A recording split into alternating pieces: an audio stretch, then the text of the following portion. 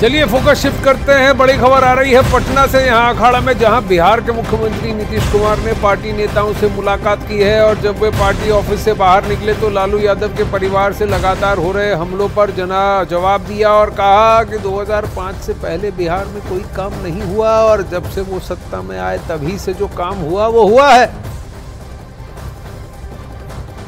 दो बेटियां भी लालू यादव की चुनावी मैदान में है, रोहिणी आचार्य और मिसा भारती। देख लीजिए, उस सबका कोई मतलब नहीं है। उसको जो मन में आवे जो करते रहे।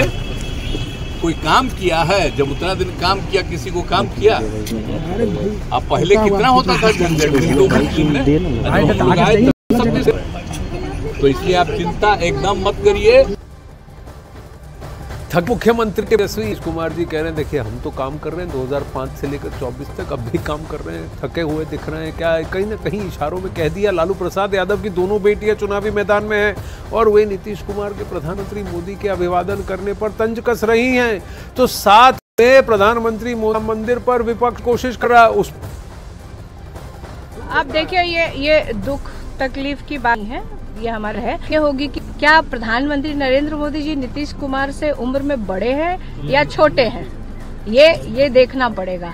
और इसकी मुझे अभी जानकारी नहीं है, इसकी जानकारी लेके फिर इस पर मैं जरूर कमेंट करूँगी।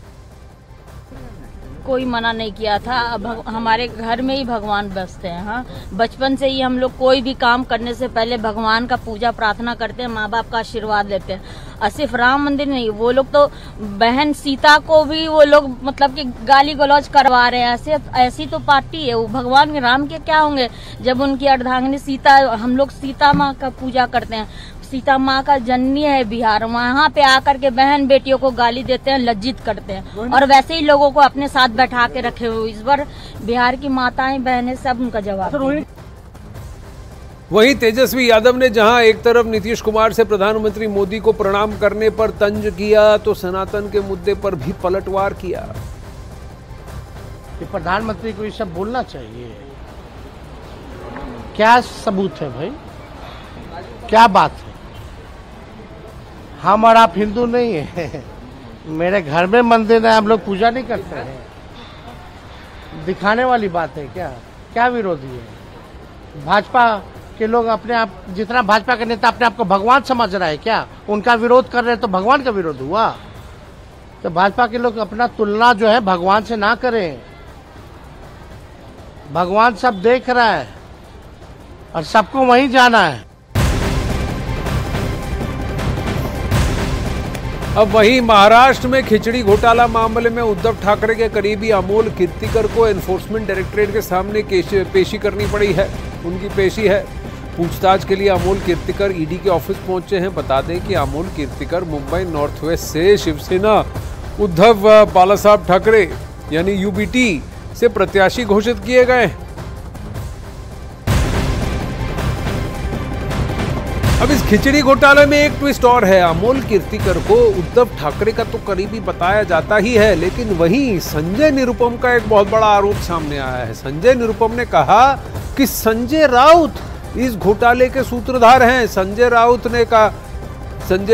निरुपम ने कहा कि संजय राउत ने अपनी बेटी, अपने भाई और अपने पार्टनर का प्रयोग किया है और करीब 1 करोड़ रुपए का घोटाला किया है। यही नहीं, उन्होंने आरोप भी लगाया कि इस घोटाले में आदित्य ठाकरे भी शामिल हैं।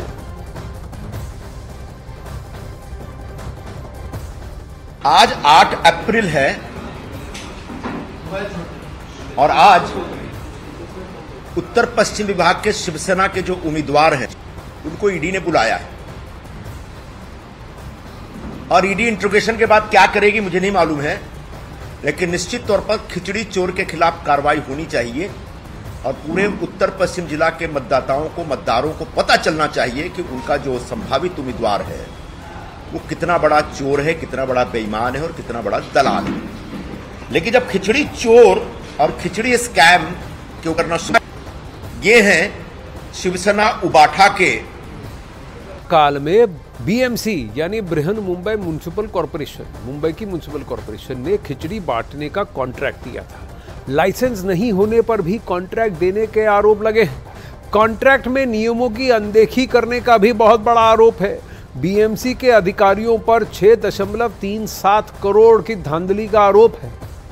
मजदूरों को 250 ग्राम की जगह 125 ग्राम खिचड़ी देने का आरोप है, यानी कि आधी मात्रा का ही खिचड़ी दी गई।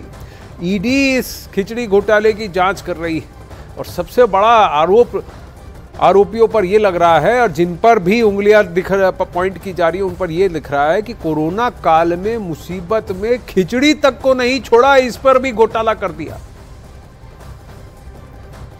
चलिए महाराष्ट्र से फिर रुक करते हैं बिहार का, जहां पूर्णिया लोकसभा सीट पर मुकाबला बेहद दिलचस्प हो चुका है। लड़ाई अब एनडीए और महागठबंधन के बीच रही नहीं, क्योंकि अब ये त्रिकोणीय हो गई है। पूर्णिया में जंग त्रिकोणीय इसलिए है क्योंकि पप्पू यादव जी निर्दलीय लड़ रहे हैं। एक तरफ एनडीए के प्रत्याशी 2 बार के मौजूदा सांसद संतोष कुशवाहा, तो उनके सामने महागठबंधन से बीमा भारती और राजीव रंजन उर्फ पप्पू यादव।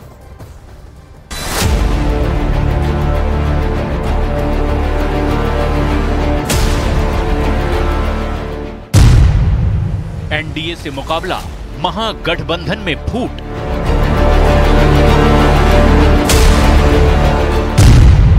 पूर्णिया लोकसभा में अब पप्पू वर्सेस बीमा।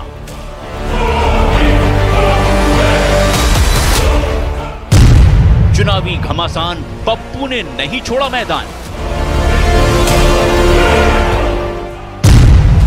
लालू का टेंशन हाई, पप्पू से असली लड़ाई।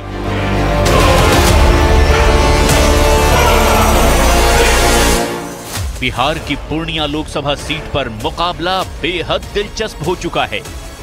वैसे तो बिहार की अधिकांश सीटों पर इस बार एनडीए और महागठबंधन के बीच सीधी लड़ाई है, लेकिन पूर्णिया की तस्वीर थोड़ी जुदा है। पप्पू यादव के ताल ठोकने के बाद पूर्णिया का मुकाबला त्रिकोणीय हो चुका है। महागठबंधन ने इस सीट पर बीमा भारती को चुनाव लड़ाया है। इंडी गठबंधन ने इस सीट पर बीमा भारती को चुनावी मैदान में उतारा है। एनडीए ने इस सीट पर संतोष कुशवाहा को अपना प्रत्याशी बनाया है। ऐसे में निश्चित रूप से पूर्णिया का सियासी रण बेहद ही रोमांचक होने वाला है, क्योंकि अब महागठबंधन की प्रत्याशी बीमा भारती पप्पू यादव पर सीधा हमला कर रही हैं। बीमा भारती का आरोप है कि पप्पू यादव महागठबंधन को कमजोर करना चाहते हैं। दूसरी तरफ पप्पू यादव दावा कर रहे हैं कि आरजेडी के अल्पसंख्यक मोर्चा की पूरी टीम उनके साथ आ गई है।